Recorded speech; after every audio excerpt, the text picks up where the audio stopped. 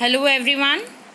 आज हम डिस्कस करेंगे एलिजाबेथन एज के बहुत ही फेमस पोइट एडमंड स्पेंसर के बारे में। ये एक कोट से ही पता चल सकता है कि ये कितने फेमस पोइट हुए हैं। इनको चार्ल्स लैम ने पोइट कहा है। जो एक क्रिटिक है चार्ल्स लैम, उन्होंने इनके लिए ये शब्द बोले हैं पोइट, यानी कि कवियों के कवि। तो इससे ही पता चल सकता है ये कितने ज़्यादा अच्छे पोइट थे। एडमंड स्पेंसर के बारे में डिटेल से डिस्कस करेंगे। स्टार्ट करते हैं, इनकी लाइफ और वर्क्स के बारे में डिस्कस करेंगे।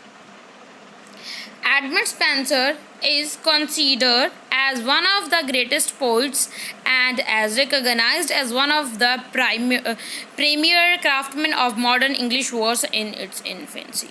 तो एडमंड स्पेंसर हैं, इनको इंग्लिश लिटरेचर में बहुत ही ग्रेटेस्ट पोइट कंसीडर किया जाता है और ये मॉडर्न इंग्लिश वर्स में भी ये एक प्रीमियर क्राफ्टमैन के तौर पे रिकॉग्नाइज्ड किए जाते हैं और इनको पोइट कहा जाता है। पोइट के नाम से ये जाने जाते हैं। एडमंड स्पेंसर के जो बहुत ही ज़्यादा बेस्ट नॉन वर्क हैं, बहुत ज़्यादा फेमस वर्क है, वो है द फेरी क्वीन, जो एक एपिक पोइम है, और टू इनकी एलेगोरिकल फैंटेस्टिकल सेलिब्रेटिंग वर्क्स हैं like Tudor dynasty and Elizabethan one. तो ये इंग्लिश लिटरेचर में, इंग्लिश लैंग्वेज में one of the greatest poet इनको कंसीडर किया जाता है। He used a distinctive verse form called the Spenserian stanza in the most of his work। तो ये अपने वर्क में इन्होंने अपना ही एक न्यू इवेंट किया था, new type of stanzas invent किए थे। उनको स्पेंसेरियन स्टैंजा के नाम से जाना जाता है। नेक्स्ट स्लाइड में इसके बारे में डिस्कस करेंगे। स्पेंसेरियन स्टैंजा क्या होता है, इसकी राइम स्कीम क्या होती है, वो भी डिस्कस करेंगे हम। The Spenserian stanza main metre is iambic pentameter. जो इसकी जो मेन मीटर होता है वो एम्बिंग पेंटामीटर में लिखा जाता है। जो फाइनल लाइन होती है वो एम्बिंग हेक्सा मीटर में लिखी जाती है। स्पेंसेरियन स्टैंजा की ये फीचर्स हैं। तो in Mary London my most kindly nurse, ये इनका वर्क है। Mary London my most kindly nurse. In his own words Edmund Spenser was born about 1552। तो इनके हमें लाइफ के बारे में इतना ज़्यादा नहीं पता, इनके चाइल्डहुड के बारे में इतना ज़्यादा हमें जानकारी नहीं, मतलब सोर्सेज अवेलेबल नहीं है, मगर फिर भी ये इनका ही खुद का ही वर्क है, Mary London my most kindly nurse. इससे हमें पता चलता है कि ये देखो आगे है, ये literally certainly known about Spencer. बहुत कम जानकारी अवेलेबल है इनके चाइल्डहुड के बारे में। He was related to a noble midland family of Spencer. तो ये एक मिडलैंड फैमिली में इनका बर्थ हुआ था, उसे बिलोंग करते थे। Whose fortune has been made through the sheep raising. तो इनका जो वर्क था, इनका फैमिली वर्क था, वो था ये शिप रेजिंग करते थे, यानी कि ये शेफर्ड थे इनके father. His own immediate family was not wealthy. इनकी जो फैमिली थी वो बहुत ज़्यादा वेल्दी नहीं थी, ज़्यादा अमीर नहीं थे ये। He was entered as a poor boy in the Merchant Taylor grammar school. तो ये मतलब एक पुअर बॉय थे, ज़्यादा ये मतलब रिच फैमिली से बिलोंग नहीं करते थे। एज अ पुअर बॉय तो ये एक मर्चेंट टेलर जो ग्रामर स्कूल था उसमें इनको एडमिशन मिली, तो वहाँ पे इन्होंने एजुकेशन ली। Where he would have studied mainly Latin, जहाँ से इन्होंने लैटिन सीखी। विद सम हैब्रू, ये भी एक लैंग्वेज है, हैब्रू ग्रीक, और म्यूज़िक ग्रीक भी सीखी, जो भी एक लैंग्वेज है, और म्यूज़िक भी इन्होंने यहीं से सीखा। तो स्पेंसेरियन स्टैंजा के बारे में हम बात कर रहे थे। स्पेंसेरियन स्टैंजा क्या होता है? स्पेंसेरियन स्टैंजा 9 लाइन होती हैं जो एडमंड स्पेंसर ने इंट्रोड्यूस की हैं। 9 लाइन होती हैं और इसकी राइम स्कीम क्या होती है? A B B C C D E. ये स्पेंसेरियन स्टैंजा ये एक सोनेट है, यानी कि सोनेट में ये राइम स्कीम होती है। सोनेट क्या होती है? 14 लाइन्स की होती है, और मोस्टली जो स्पेंसेरियन स्टैंजा वो 9 लाइन्स का होता है। और जो स्पेंसेरियन स्टैंजा की राइम स्कीम है वो होती है A B B C C D E. जो स्पेंसेरियन स्टैंजा ये इन्होंने जो ये टेक्निक है इस टाइप में इन्होंने लिखा है, वो इन्होंने अपने खुद के वर्क में ये स्टैंजा मतलब अप्लाइड किया है, वो है द फेरी क्वीन, जो इनका बहुत ही फेमस वर्क है, जो एक एपिक पोइम है द फेरी क्वीन में इसका इन्होंने यूज़ किया है स्पेंसेरियन स्टैंजा का। तो वर्क्स देख लेते हैं। Works by Edmund Spencer. Edmund Spenser के कौन कौन से वर्क है ये क्रोनोलॉजिकल ऑर्डर में दिए गए हैं। जैसे 1579 में, 1552 में हमने देखा था इनकी मतलब वो बर्थ हुआ था, और मतलब थोड़े इन्होंने 70 इससे पहले भी ये स्कूल टाइम कॉलेज टाइम लिखते थे, मगर ये इम्पॉर्टेंट वर्क की ही बात करेंगे यहाँ पे। 1579 में द शेफर्ड कैलेंडर ये उन्होंने पब्लिश करवाया था अपने सूडोनेम के नीचे इमेरिटो। इमेरिटो इनका सूडोनेम था, यानी कि फॉल्स नेम था। इस नाम के अंदर अपना वर्क द शेफर्ड्स कैलेंडर इन्होंने पब्लिश करवाया था 1579 में। देन इनका वर्क आ जाता है 1590 में the Faerie Queene. The Faerie Queene जो बहुत एपिकल पोइम है, और इसकी 3 बुक्स पब्लिश हुई थी 1590 में। 1 से लेकर 3 तक यानी कि 3 बुक्स पब्लिश हुई थी 1590 में 90 में द फेरी क्वीन।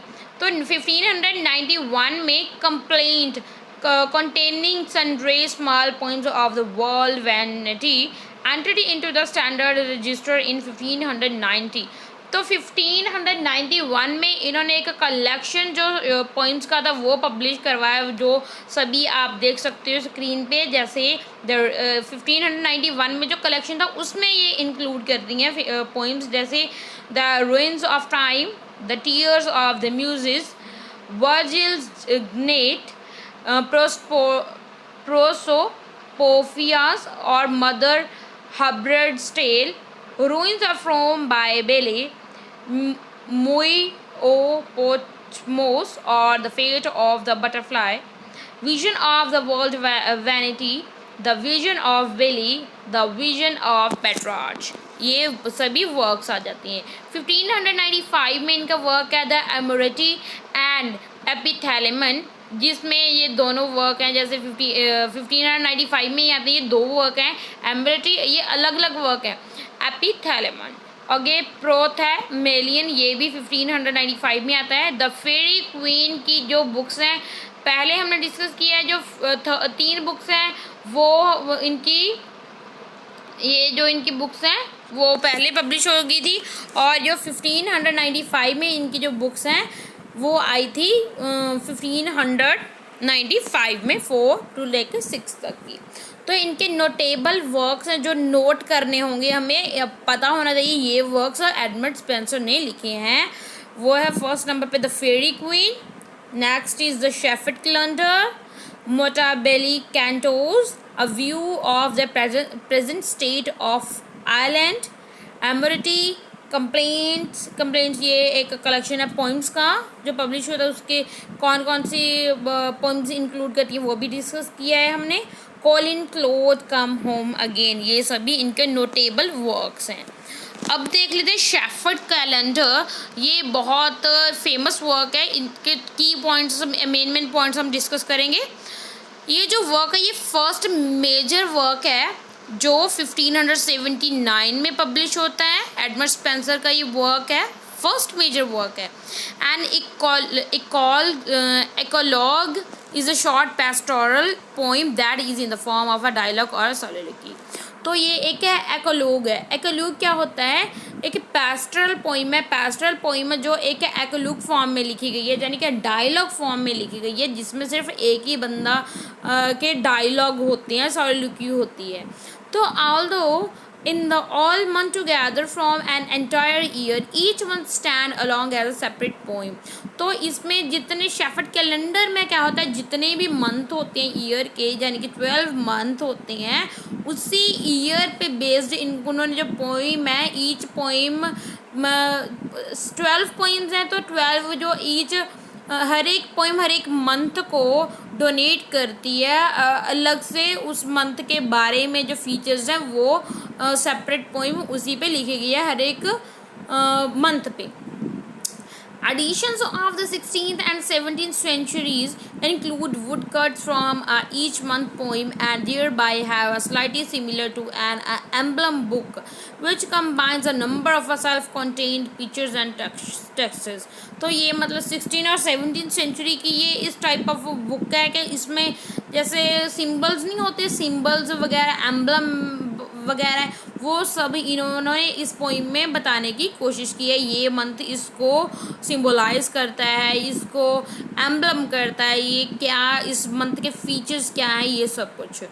तो क्या है जी, यूजली शॉर्ट विनेज सेइंग और allegorical with अकॉम्प्लिशन illustration.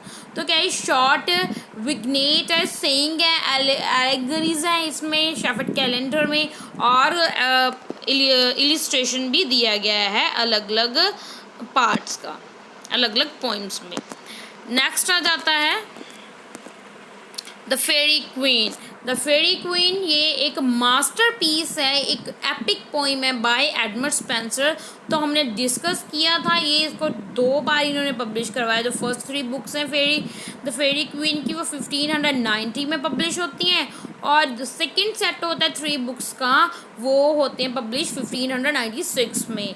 Spencer originate indicate that he intended the poem to consist of 12 books, so the version of the poem we have today is incomplete। तो ये Spencer का क्या चाहते थे, वो उनका इंटेंशन तो ये थी कि वो 12 बुक्स लिखेंगे द फेरी क्वीन पे, 12 बुक्स होंगी, मगर उन्होंने ये सिर्फ 6 बुक्स ही पब्लिश करवाई हैं। तो मीन्स ये एक इनकम्प्लीट वर्क है जो आज हमें अवेलेबल है। Despite this it remains one of the longest poem in the English language. ये सबसे इंग्लिश लैंग्वेज में सबसे लॉन्गेस्ट पोइम कंसीडर की जाती है द फेरी क्वीन, जो एडमंड स्पेंसर ने लिखी है। It is an allegorical work, ये एक एलेगोरिकल वर्क है, एंड कैन बी रीड, और इसको रीड करते हैं Spenserian presumably intended on the several level of allegorical allegory including as a praise of Queen Elizabeth I। तो जो ये पोइम है, तो इन्होंने इसमें क्वीन एलिजाबेथ I की प्रेज की है, और ये जो वर्क लिखा है ये इन्होंने लिखा है स्पेंसरियन स्टैंजा फॉर्म में, जो इन्होंने ही इंट्रोड्यूस किया था। In the completely allegorical context the poem follows several night in an examination of several virtues. मगर इनका जो मेन मोटिव था, वो चाहते थे वो आधी, यानी कि 12 बुक्स हैं, वो आधी बुक्स लिखनी चाहते थे क्वीन एलिजाबेथ की प्रेज में, और आधी ये लिखनी चाहते थे जो नाइट्स होते हैं, योद्धा होते हैं, उनकी प्रेज में लिखना चाहते थे ये books. The aim behind the Faerie Queene was the fashion a gentleman or noble person in a virtuous and a gentle discipline. तो फेरी क्वीन में इनका ये एम था, ये दिखाना चाहते थे एक जेंटलमैन का फैशन और नॉबल पर्सन का virtuous and gentle discipline represent करना चाहते थे अपने इस वर्क द फेरी क्वीन में एडमंड स्पेंसर। तो हमने शुरू में बात की थी एडमंड स्पेंसर को पोइट कहा जाता है। तो किसने बोला है कि एडमंड स्पेंसर पोइट है? ये चार्ल्स लैम ने इनको ये टाइटल दिया है poet. Edmund Spenser was first called the poet by English essayist. ये चार्ल्स लैम एक फेमस इंग्लिश एसेइस्ट हैं, उन्होंने इसको पोइट का टाइटल दिया है। आई होप आपको ये वीडियो बहुत हेल्पफुल होगी, अच्छी लगी होगी, तो लाइक का बटन दबाना। Thanks for watching, keep on learning and keep on